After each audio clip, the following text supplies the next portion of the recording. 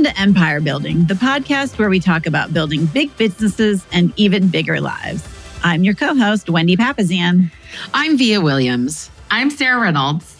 And I'm Seychelle Van Poel.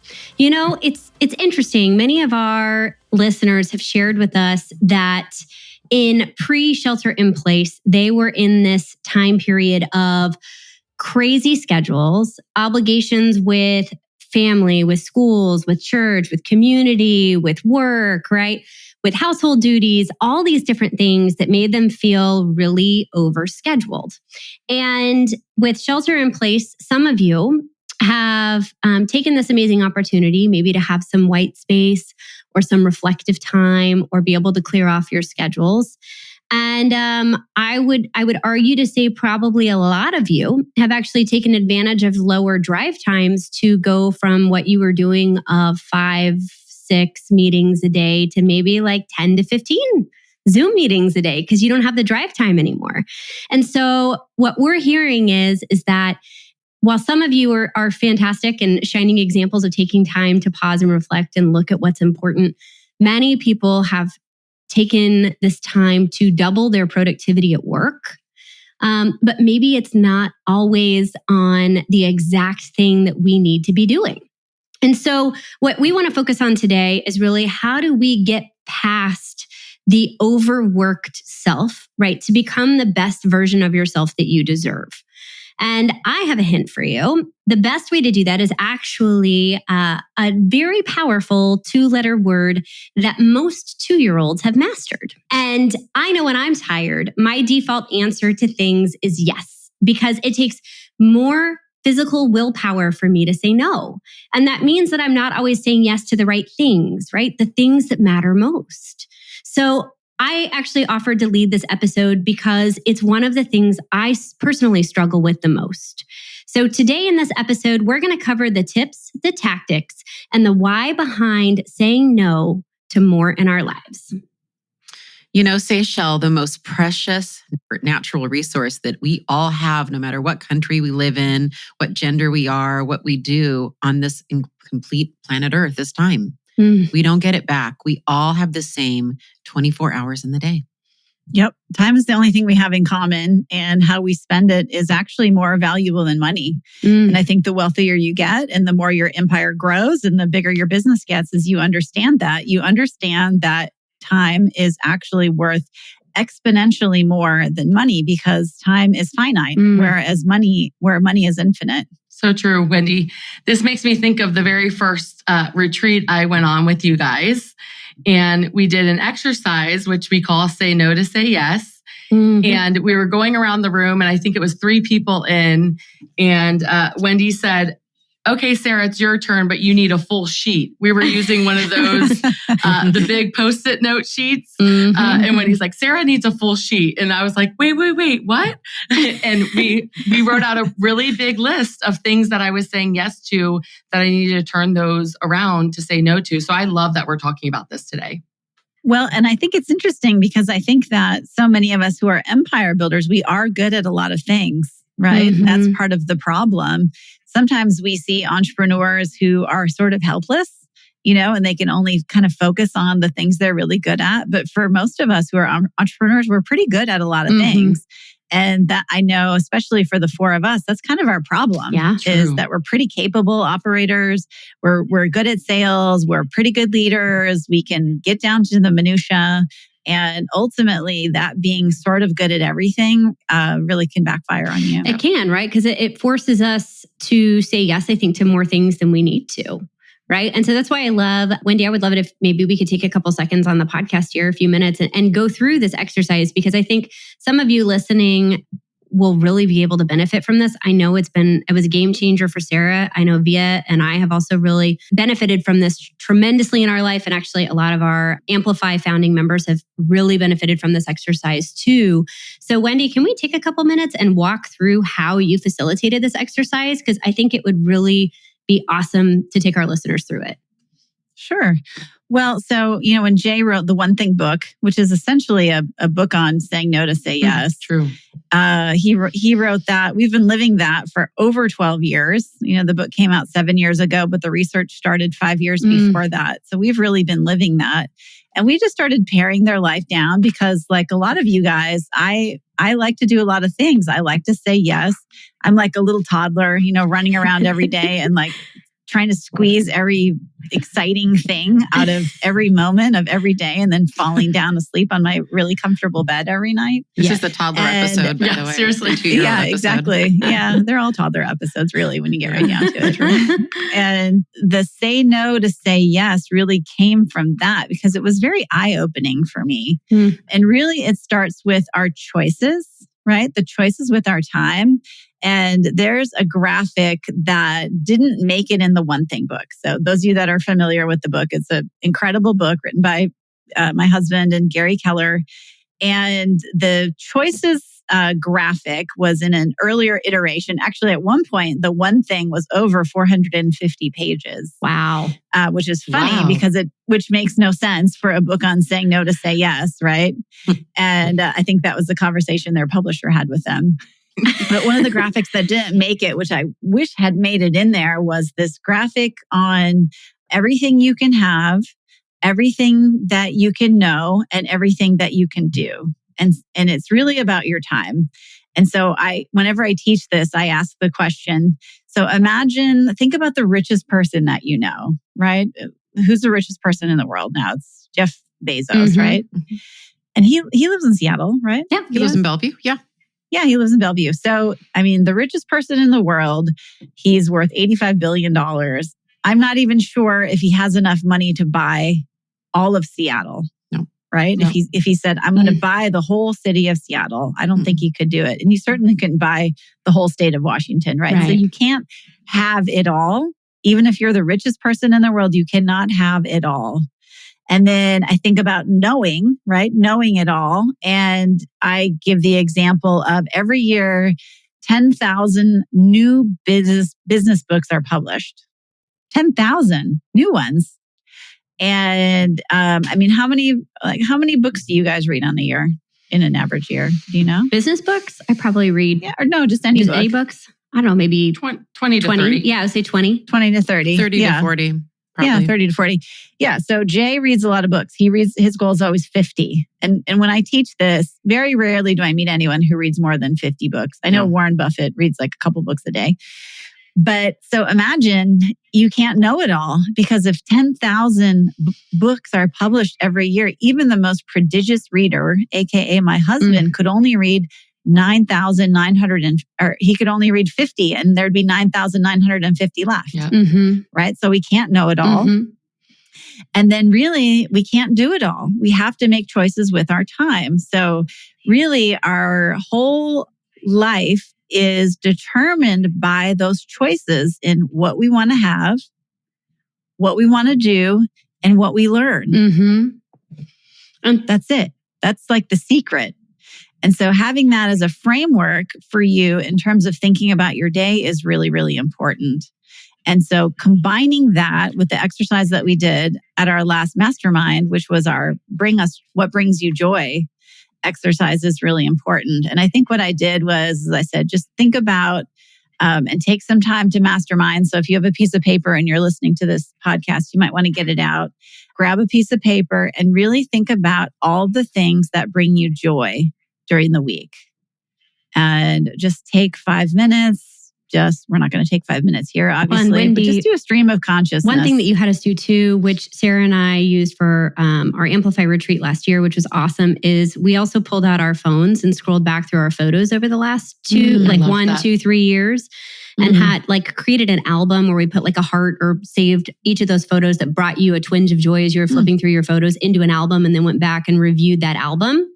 And that kind of helped guide making that list of the things that bring you joy. Yeah. No, that was a great exercise. And I think listening to you, Wendy, talk about this is just so powerful, because I think the number one question that I get asked, as a young mom, as an empire builder, is how do you do it all? Right. Yeah. And one of them is do, right. And I think that's the biggest fallacy out there is that none of us do it all.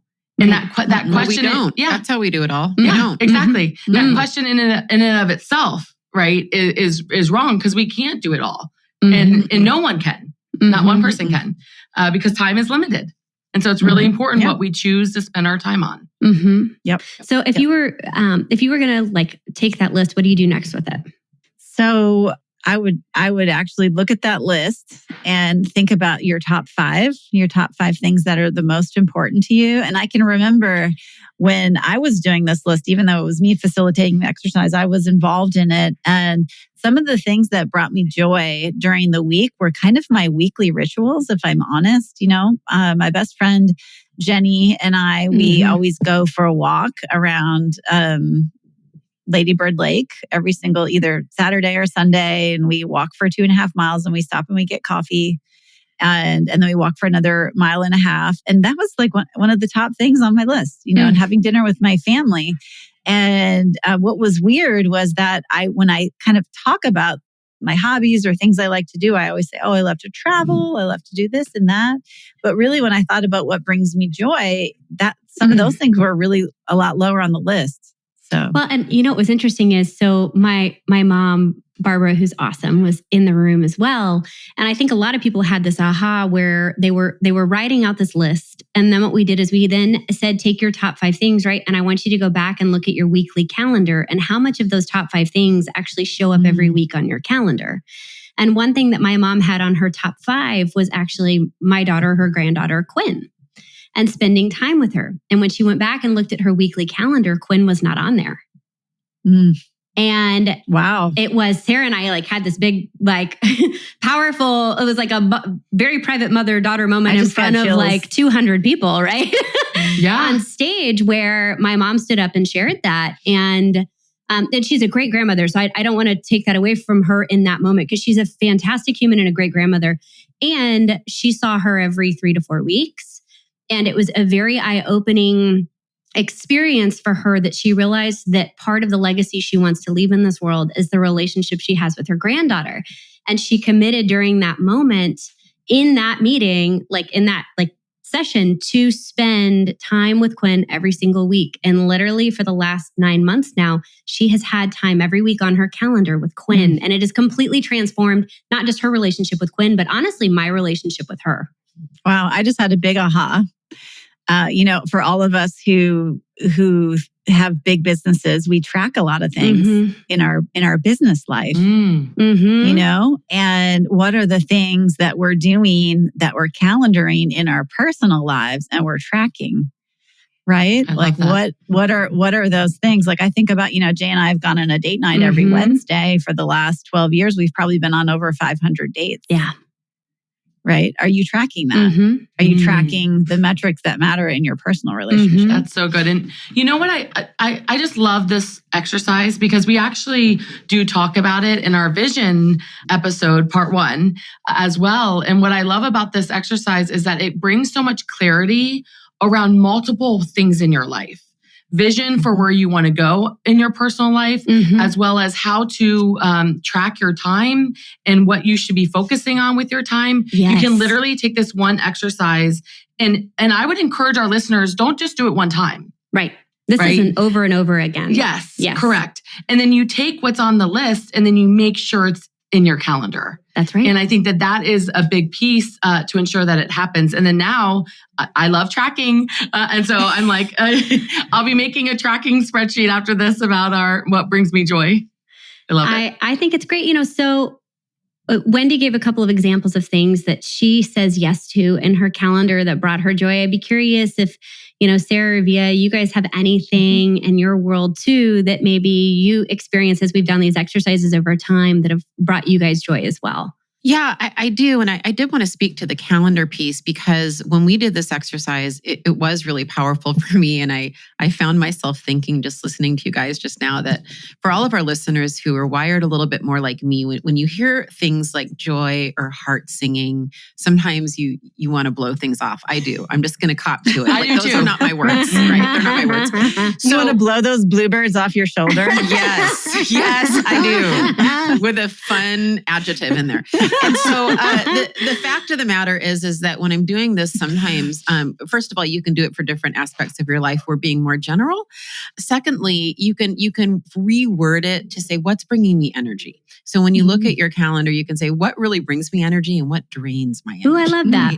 Love that. Yeah. I think that's awesome. And one of the things that I do is every single morning, starting with us doing this exercise, you guys, at our retreat. So it's been almost 2 years for me. I have my priorities on my calendar. So it's a running thing. I do it at the beginning of the year. I use the One Thing Planner, Wendy, at the beginning of the year. And it goes on my calendar. I think it's at 7:30 or 7:45 a.m. as a 15-minute appointment, but it shows that I'm free. So, and it's private. All the people who view my calendar can't read it. And it's my priorities for the year. And then I do the priorities for the week, and then priorities, for the day. So a lot of that comes from my 411. It's just part of my ritual, and I look at it every day.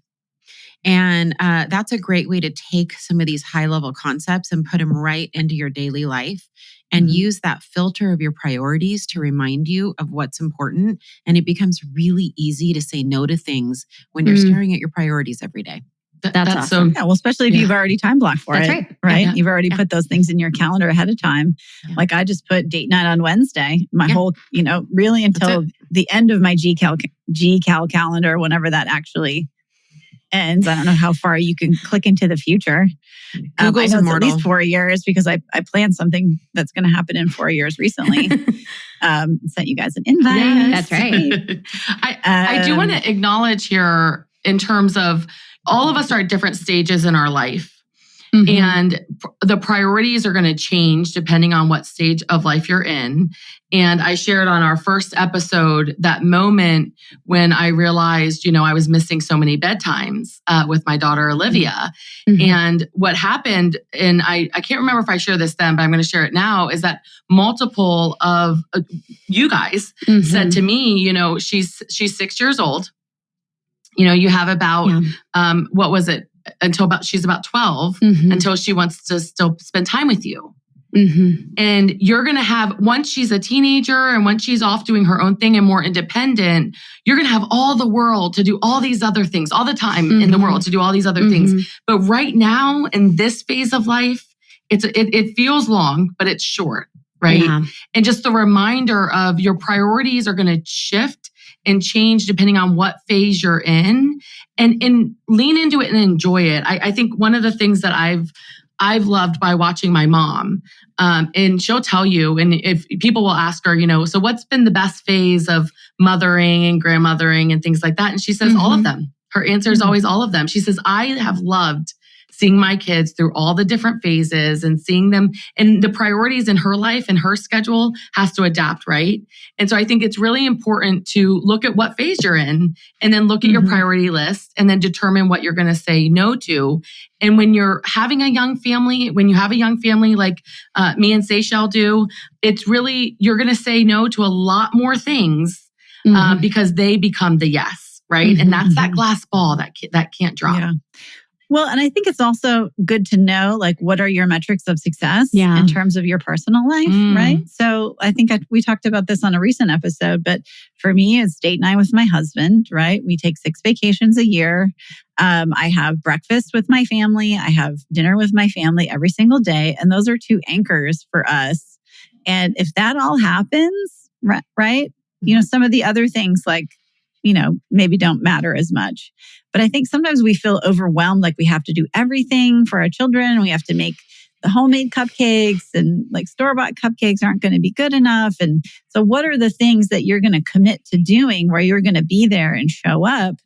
And everything else just doesn't matter as much. So good. Yeah, Wendy, the work goes into clarity on the priorities. And I think the work also goes into clarity linking why, which you guys said so well, Sarah and Wendy both said it well. You're visualizing your kids and you're understanding that there's a link. This is my priority because I'm only going to have till she's 12. Wendy's, Jay says, has a famous story that he tells about spring breaks. About how he was going to stay home. And Gary Keller said, Have you counted up how many spring breaks you actually have left? And it convicted Jay. And I think there's thousands of us who heard that story who had the same feeling, right? So that's a clarity on, hey, these 6 vacations are getting planned because this is important. And this is important because it's finite, because time is finite. That's right. So I talk a lot about clarity, and I feel like I'm a broken record sometimes. But when you put the work into getting clarity, everything else becomes easier and unnecessary. Yeah. And I think, this brings up the word that we hear a lot, which I cringe every time I hear it, which is the word balance.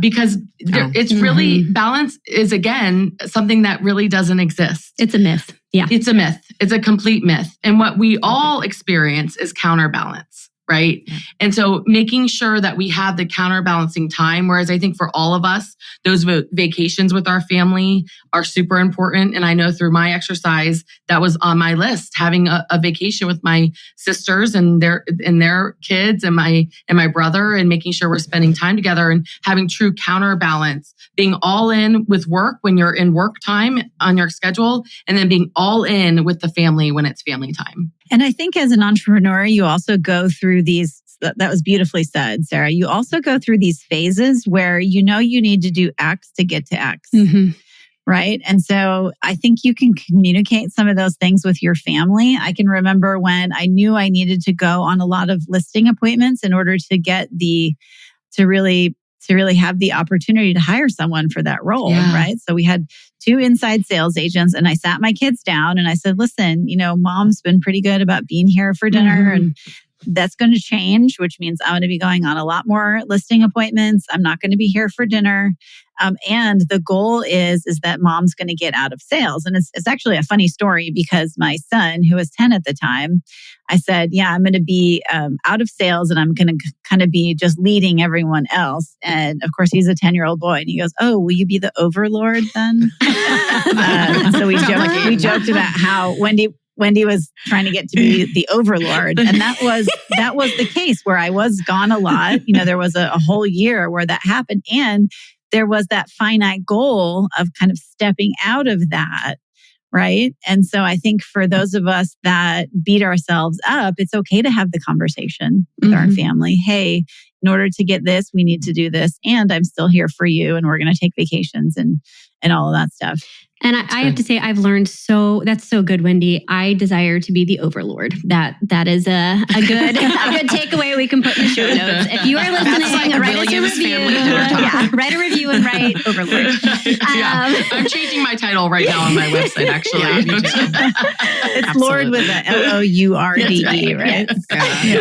And I think for those of you listening, right, it's like, okay, you 4, that's real cool. And I'm so glad that you have figured that out. But it's actually really freaking hard to do. So I want us to move from the abstract, having been on the other side of this, into some of the practical of 3 simple ways that you can do this if you're struggling with saying no in your life. And so I'm going to list them out, but then we're going to go over some specific examples of how you could do this. So if you're looking to say no more so that you can say yes to the things that bring you energy, as Via said, or that bring you joy, right? The first thing you can do is you can buy your time back with leverage, also known as firing yourself from jobs so that you can pay other people to do it. The second thing you can do is actually you can quit. You can quit something in your life. And I know that's like, when I say that I always have people look at me like, quitting is a bad word, but sometimes quitting is a good word. Right? Yeah. And especially if it doesn't align with your personal mission. That's right. I think it's a lot easier to say no. Like if you're really clear, like my mission is to empower and inspire big thinking leaders to create lives of abundance. And that's why I'm involved with the organizations that I'm involved in. And if Austin Pets Alive came to me and said, do you want to be on the board? That would be tempting for me, because I do like to say yes. And yet it's real easy for me to say, you know what? You're an amazing organization. Thank you very much. I'm going to ask around and see if I can find someone to help you with this opportunity. And it doesn't really align with my personal mission. Right. Exactly. So good. And then the third thing you can do too is if you don't want to buy leverage, if you've bought all the leverage you can buy, or you've quit all the things you can quit, right? Is you can also reprioritize what's important to you and reevaluate. I mean, and this can even be like Wendy did for a season of her life, right? Of realigning how your schedule looks with your family. It also can look like that in the work environment as well, of changing how you manage your time, and see if it works, either if you're working for someone, if it works for your company, or if you happen to be the entrepreneur that runs the company, right? If your team can buy in on that as well. So, practically, if you think about it, I don't mean to jump in, but I think that it's like, it is easy to say that, Seychelle. Right.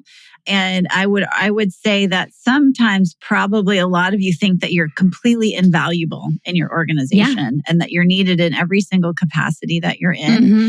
And the reality is that you're not. And so if you can't see that in your life, then you need to get some outside help. It's like us sitting down with Sarah and me saying, you know what, Sarah, you are amazing, but you don't need to be doing all these things. Mm-hmm. And if that's your tribe, if that's people that you're working with, anybody, your family, anybody who can give you honest feedback about what you really are essential for and what other people can do, right? Mm-hmm. And that's kind of why you need to know your hourly wage too. We didn't talk about that.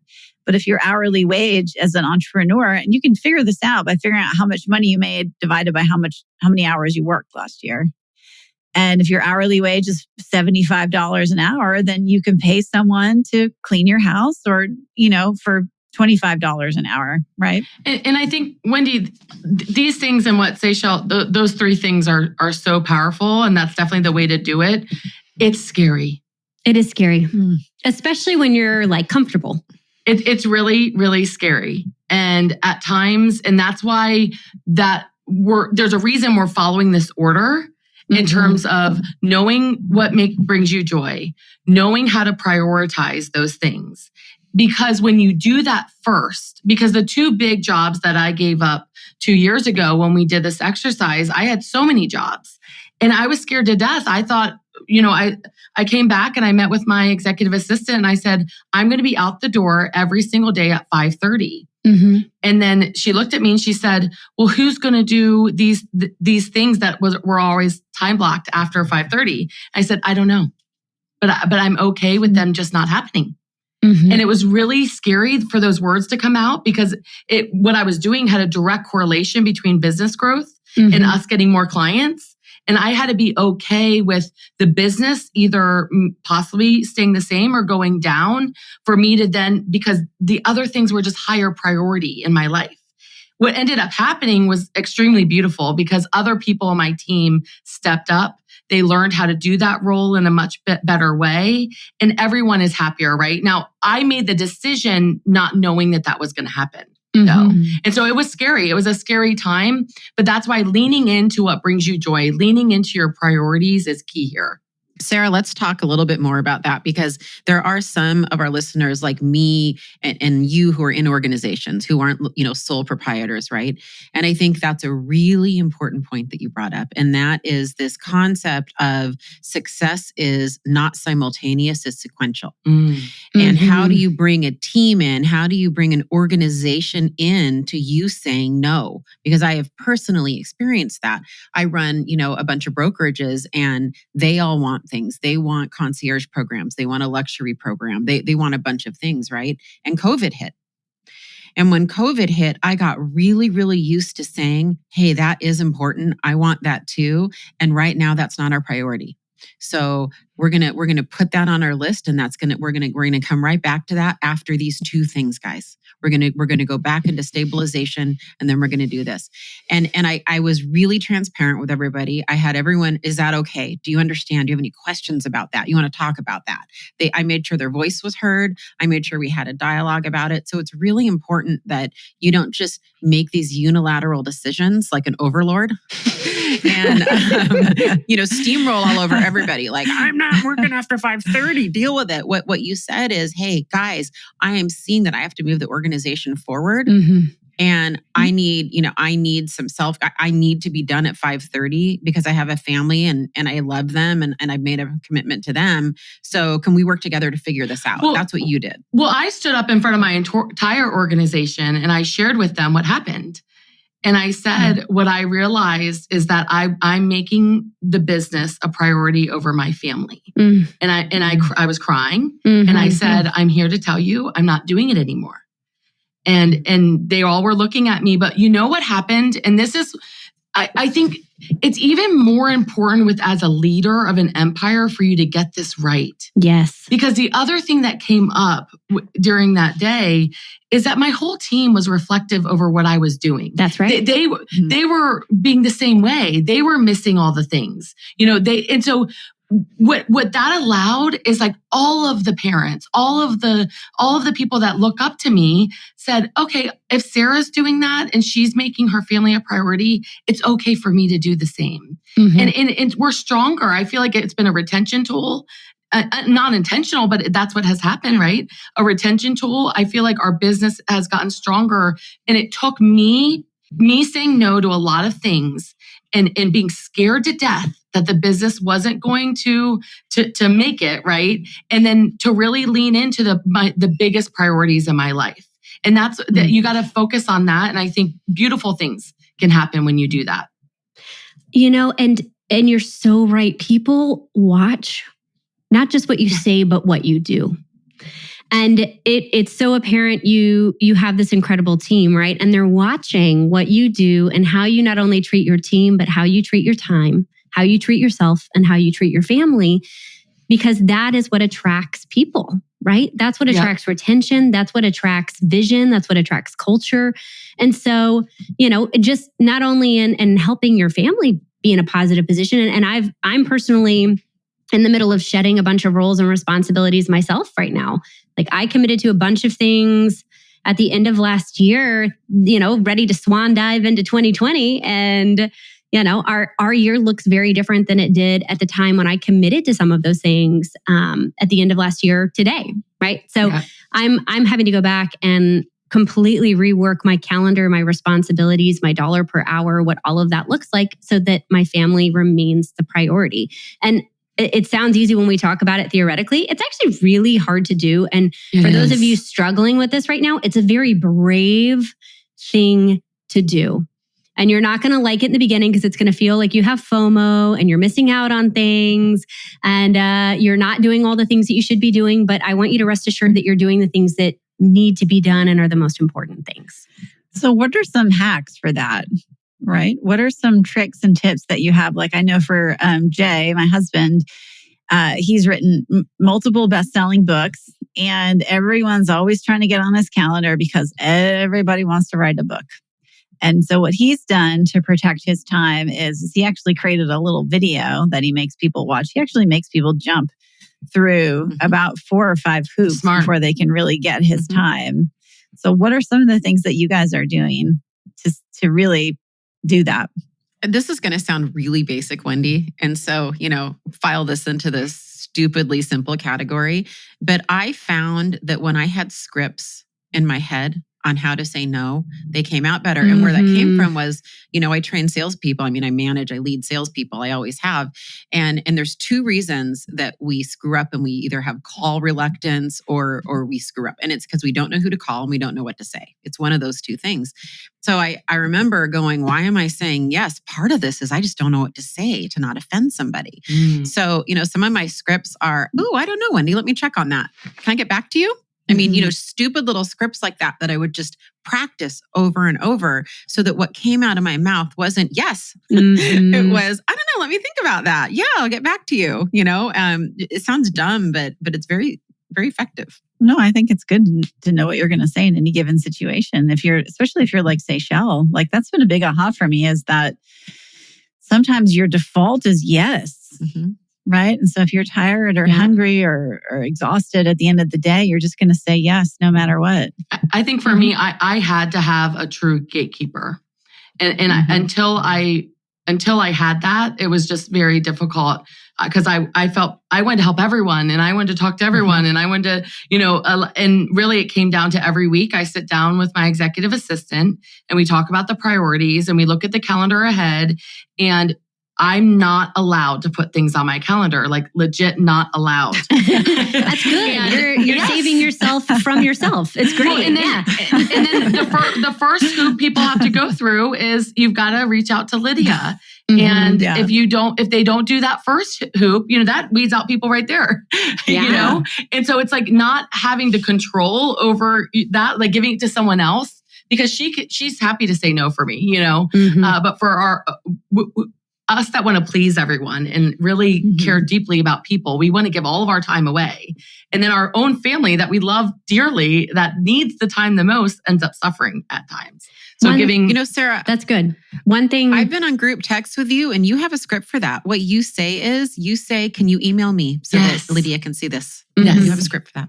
Sorry, Sasha. No, that's great. Yeah. Well, I think kind of what we're all talking about is yes, with conditions, so, yes. And you have to do this, and this, or you have to talk to Lydia we all need a Lydia, I think. Yes.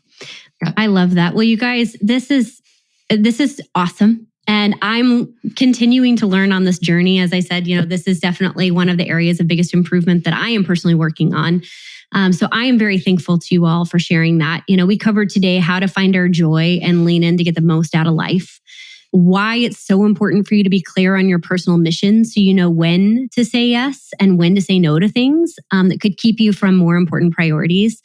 And then we covered how to restructure, right? If you have said yes to too many things all at once, this is how you unwind it. So y'all, this is awesome. I really appreciate you. And I needed this. So, so thank you. Selfishly, this was great. If you're listening, I invite you to join us next time, right, on our journey together as we are empire building.